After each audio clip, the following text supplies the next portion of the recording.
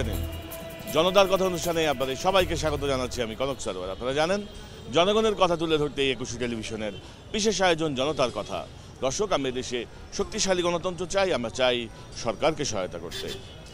দর্শক, সাম্প্রতিক সময়ে আওয়ামী লীগ সাধারণ সম্পাদক এবং এলজিআরটি মন্ত্রী সৈয়দ আশরাফ মার্কিন রাষ্ট্রদূত এবং মার্কিন একজন পররাষ্ট্র প্রতিমন্ত্রীকে নিয়ে কটূক্তি করেছেন, নানাভাবে তাদের ব্যঙ্গ করেছেন। সাধারণ মানুষ কি মনে করেন, কিভাবে দেখেন মার্কিন পররাষ্ট্র প্রতিমন্ত্রী নিশা দেশাই এবং মার্কিন রাষ্ট্রদূতকে নিয়ে সৈয়দ আশরাফের যে মন্তব্য, সাধারণ মানুষের ভাবনা কি মনে করেন এই যে মন্তব্যটা? না, এটা সে ঠিক বলে নাই আর কি, যে একটা মানুষের সাথে হয়তো বা বৈরিভাব সম্পর্ক যদি থাকেও তারপরেও সামনে সরাসরি জনগণের সামনে এটা না বলাটাই ভালো ছিল।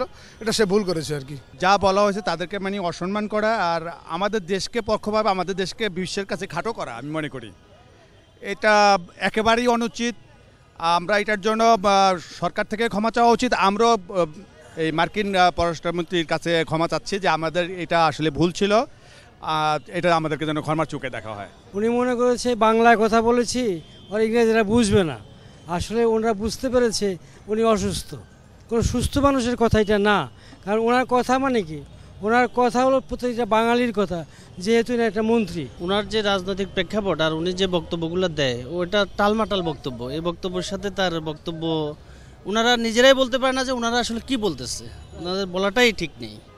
ওনারা গুছাই বলতেও জানে না, গুছাই কাজ করতেও জানে, সব দিকেই ওনারা মোটামুটি এখন ব্যর্থ। এই ধরনের কথা এদের কাছে আশা করা যায়। বাংলাদেশের একটা সুনামধন্য পরিবারের সন্তান উনি, বাংলাদেশে একটা বৃহৎ রাজনৈতিক দলের উনি সাধারণ সম্পাদক। ওনার মুখ থেকে এরকম একটা কথা আসবে, অন্তত আমার মতো ব্যক্তিগতভাবে আমি মনে করি না যে এটা তার একটা ভালো একটা বক্তৃতা হচ্ছে কিংবা ভালো একটা দিক দিয়ে। কোন দিক থেকে যে উনি বলছেন আমরা বুঝি না এই কথাটা। এটা বাজে মন্তব্য হয়েছে, দেশের জন্য এই সমস্ত মন্তব্য খারাপ। উনি নিজের সেন্স থেকে বলছে কিনা আমার সন্দেহ লাগে। তো আমার মনে হয় এটা কারো প্ররোচিত কোনো কথা, অর্থাৎ আমাদের রাজনৈতিক সম্প্রদায়ের। তো এটা উনি একেবারে ঠিক বলে নাই, কারণ একটা দেশের এত উচ্চপদস্থ ব্যক্তিদের ব্যাপারে উনি এইভাবে মন্তব্য করাটা একেবারে ঠিক নাই। দুই আনা মন্ত্রী বলে এটা বলাটা ওনার উচিত হয় না। এইভাবে বললে মানুষের মানহানি করা এটা আসলে ওনার যুক্তিতর্ক না। হয়তো উনি ওনার মনের মধ্যে কোনো ধরনের হিংসায় শুরু হয়েছে, হয়তো ওনার কোনো ক্ষোভ আছে, এই জন্য উনি এটা বলতে পারছে। আমার কাছে ব্যক্তিগতভাবে খুব অশোভন মনে হয় এবং এটা একরকম বাচালতা, এছাড়া আর কিছুই না।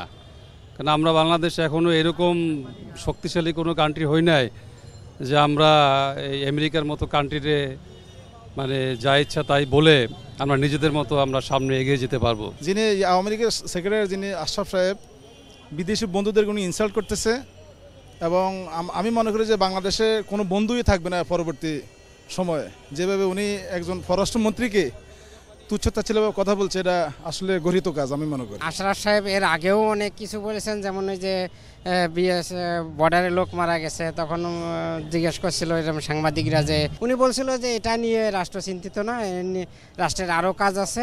উনি আসলে কখন কি বলে এটাও নিজেও বোঝে না। যা বোঝা যাইতেছে কৌশলগতভাবে উনি কথাটা বলছে বিরোধী দলের এই করার জন্য।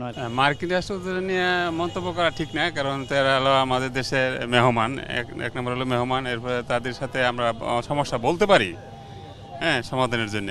কিন্তু তাদের নিয়ে টিটকারি করা এটা তো মেহমানদের টিটকারি করা এটা ঠিক না। সৈয়দ আশরাফ বলছে একটা মন্ত্রী যে দুই আনার মন্ত্রী, বলাটা সম্পূর্ণ অঠিক, কোনো মতে ঠিক হয় নাই। সে আসলে আওয়ামী লীগ মানে আওয়ামী লীগকে বেশি ভালোবাসে এবং দেশকে সে একদম ভালোবাসে না। যদি দেশকে একদম ভালোবাসতো তাহলে তার মুখ থেকে এরকম একটা কথা কখনোই বের হতো না। এটা দেশের জন্য খুবই খারাপ, অসম্মানজনক। সৈয়দ আশরাফ সাহেবের এরকম কথা বলা ঠিক হয় নাই। তার দলকে ঘৃণ্য করেছে এবং বাংলাদেশকে নিচু করা হয়েছে। বন্ধুমহল দেশকে এভাবে কথা বলা কথা ঠিক না।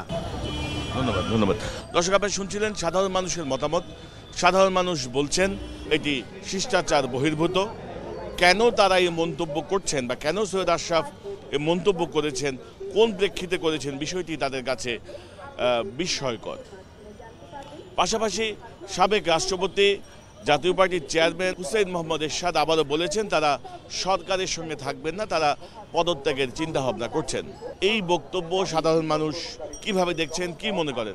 এরশাদের কথা তো এখন শেষ কথা নয়, এরশাদ এক সময় এক কথা বলে, কিন্তু আশরাফ সাহেব যে এটা দিচ্ছে আর কি, সেই প্রেক্ষিতে এরশাদ সাহেব ঠিকই বলছেন যে এটা রাতাগাড়াই উত্তম। উনি কি বললো না বললো এটা আমার মনে হয় এই ব্যাপারে আলাপ করাটাও আমার মনে হয় বোকামি। এরশাদ তো থুতু এরশাদ, ওর নাম দিয়েছে মানুষ থুতু এরশাদ, কাজে কাজে থুতু এরশাদের কোনো আলোচনা করাই ঠিক না। এর সাথে তো মনে করেন আপনার আর কোনো কথার কোনো ভ্যালু নাই, আর কথার কাজে মিল নাই। তার নাটকের কোনো শেষ নেই, ঠিক আছে, সে দেশের কীরকম রাজনীতি করে সে নিজেই জানে না। উনি তো প্রায় এই ধরনের কথা বলে আসছে, কারণ উনি সকালে যদি এক কথা বলে উনি বিকালে বলে আরেক কথা, তো ওনার উপরে আসলে কোনো কনফিডেন্স থাকে না আর কি। ওনার কথা না বলে চলে, কলা গাছ যেরকম উনি তেরকমই।